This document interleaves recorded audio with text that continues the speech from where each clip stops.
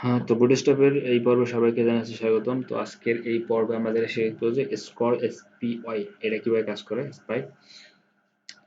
তো উম, তো আমরা যখন এখানে ডেমো দেওয়া আছে একটা, তো আমরা যখন এটা স্ক্রল করব, তো স্ক্রল করার সাথে একটা সেকশন যখন পার হবে আর একটা সেকশনে যাবে, সে অটোমেটিক কি হবে, চেঞ্জ হচ্ছে, ট্যাবটা চেঞ্জ হচ্ছে, আমরা দেখতেই পাচ্ছেন। অথবা আমরা ক্লিক করলে ওখানে কাজ হবে। তো এটা আমরা স্ক্রলের মাধ্যমে করতে পারি। তো দেখি স্ক্রল স্পাই কিভাবে কাজ করে। তো চলুন আজকে ভিডিও শুরু করা যাক। তো আমরা বেস করে আসলাম। তো প্রথমে আমাদের কি নিতে হবে, একটা ন্যাপ বার নিতে হবে। ন্যাপ নিলাম এবং একটা ন্যাপ ক্রিয়েট করতে হবে। ন্যাপ ক্লাস নিতে হবে একটা। ক্লাসটা হচ্ছে ন্যাপ বার। ন্যাপ বার ইনভার্স নেই এবং এটাকে ফিক্স করে দেবো টপে। ন্যাপ বার টপ ফিক্স টপ।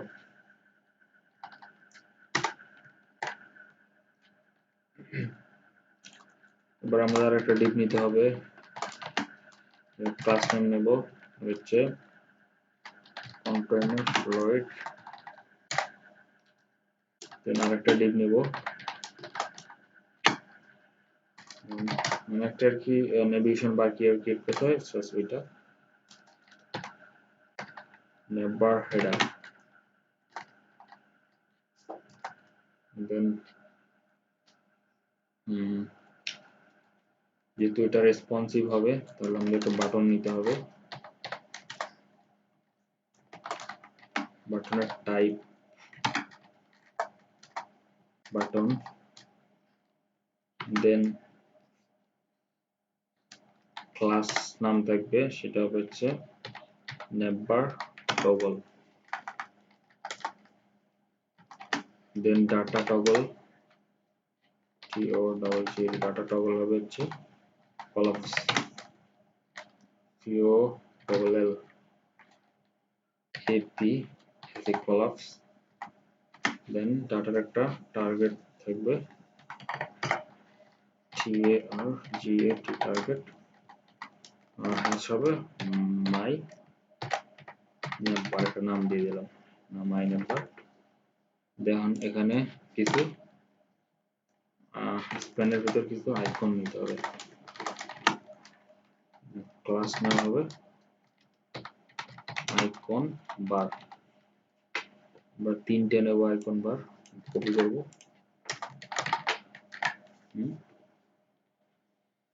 তাহলে যদি লাইভ সার্ভারটা চালু করি, তাহলে এটা যখন ছোট করব তাহলে এটা আমাদের দেখাবে। ঠিক আছে, তাহলে আমাদের হেডারের কাজ শেষ। এখানে আমরা একটা কাজ করতে পারি যে ব্র্যান্ড দিতে পারি বাটনের পরে। এখানে যদি আমরা একটা ইনপুট ট্যাগ নিই এবং স্রেফ দিয়ে দিলাম, ক্লাস নেম বলে দিলাম যে নেভার ব্র্যান্ড, বলে দিলাম যে নাম দিয়ে দিলাম।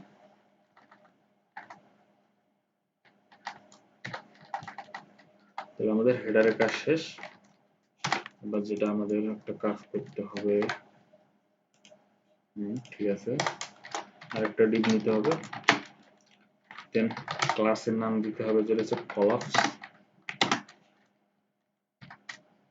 কলাপস। দেন হবে নেভার কলাপস। দেন এটা একটা আইডি নাম থাকবে, সেটা হচ্ছে মাই নেভার। এটা হবে। তাহলে আমাদের ক্লাসের কাজ শেষ। আমাদের এখন যেটা কাজ করতে হবে সেটা হইতেছে অর্ডার লিস্ট নিতে হবে এবং ক্লাসের নাম বলে দিতে হবে যে নেভার নেভার নেভার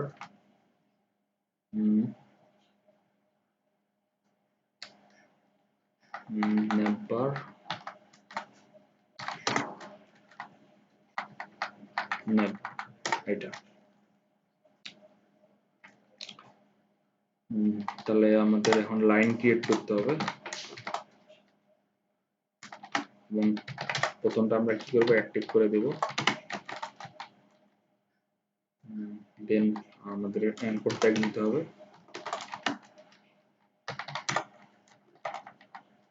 জাস্ট এখানে লিখবো যেটা হচ্ছে হোম, পরেরগুলো আমরা জাস্ট কপি করে নেব।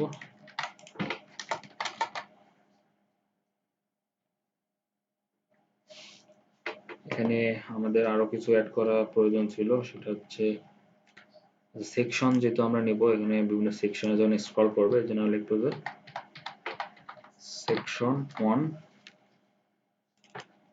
পরেরটা হবে হচ্ছে সেকশন 2, পরেরটা হবে সেকশন 3, হোম, নিউজ, ব্লগ, এই তিনটা নিলাম। আর এখানে জাস্ট একটা আইটেমে বাই ডিফল্ট অ্যাক্টিভ অবস্থায় থাকবে। যদি আমরা দেখি তাহলে দেখবো যে ঠিক আছে।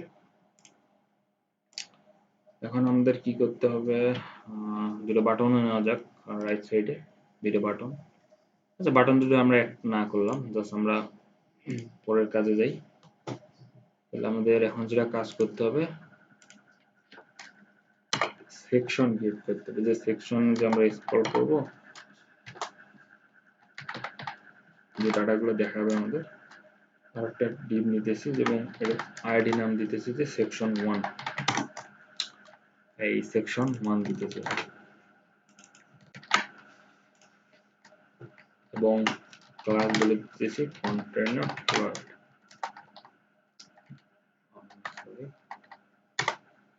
এবং এখানে আমরা কিছু কন্টেন্ট নেব। এখানে নেব হচ্ছে প্রথমে h1 নিলাম। এখানে h1 এ যেটা বলে দেব সেটা লিখব সেকশন 1, ঠিক আছে, সেকশন 1 এবং এটা প্যারাগ্রাফ নেব, পি ট্যাগ নেব এবং পি ট্যাগে কিছু কন্টেন্ট আমরা এখানে কপি করে নিই।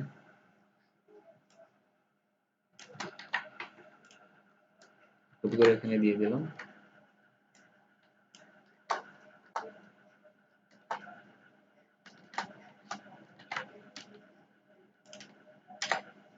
ঠিক আছে, এটা নিচে দিয়ে দিই, তাহলে বুঝতে সুবিধা হবে। তো আমরা এখানে কিছু ডিবে কিছু স্টাইল অ্যাড করে দিই।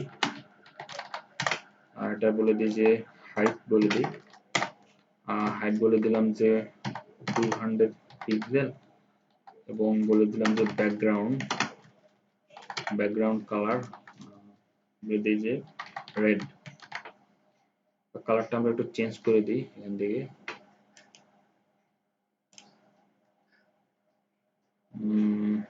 কালারটা একটু চেঞ্জ করে দিলাম, সাপোজ এটা নিলাম।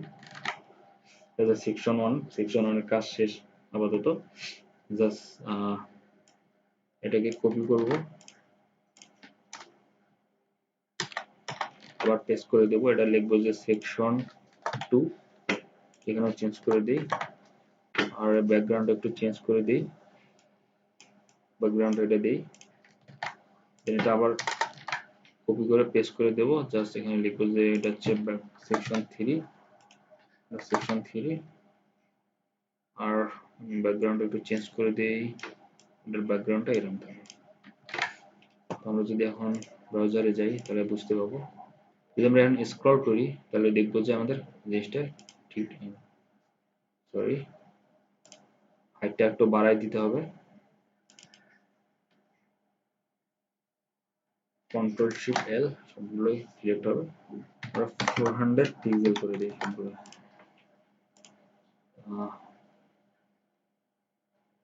আমাদের আরো একটু নেওয়া প্রয়োজন ছিল।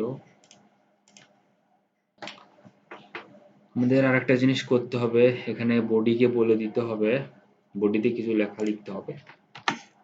বডিকে কিছু বলে দিতে হবে যে আমাদের এটা স্ক্রল করব, আসলে এটা বডিকে বলে দিতে হবে যে আমাদের স্ক্রল করলে যেন এই কাজটা হয়। জন্য আমাদের লিখতে হবে ডাটা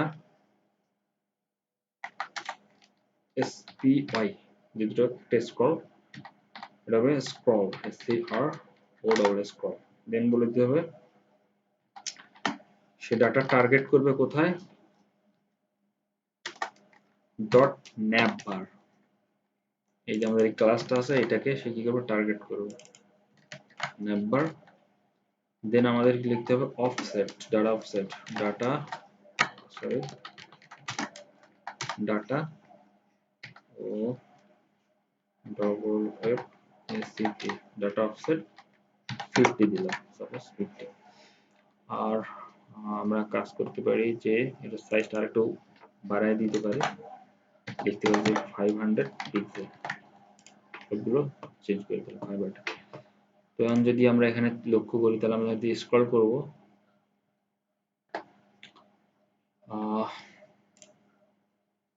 আমাদের বডিতে আরো একটু লিখতে হবে, সেটা হইতেছে স্টাইল অ্যাড করে দিতে হবে, বডিতে স্টাইল দিতে হবে, বলে দিতে হবে যে position relative,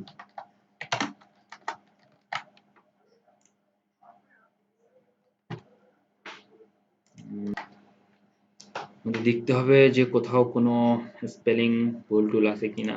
data target, target এটা তো ভুল আছে, ডাটা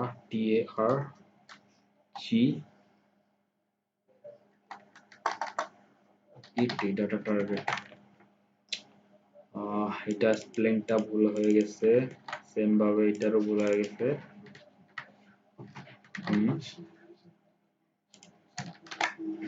এখন আমরা দেখি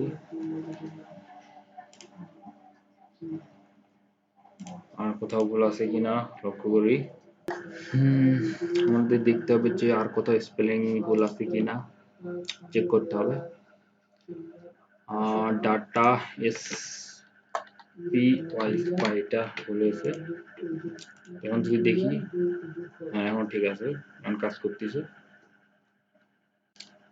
হ্যাঁ জিনিসটা আসলে দেখতে হয় যে এখানে আমরা জাস্ট প্রথমটাকে বলে দেবো প্যাডিং স্টাইলে, প্যাডিং প্যাডিং টপ 20 পিক্সেল, তাহলে 20 পিক্সেল নিচে আসবে, আরো একটু দেই 40 পিক্সেল দেই,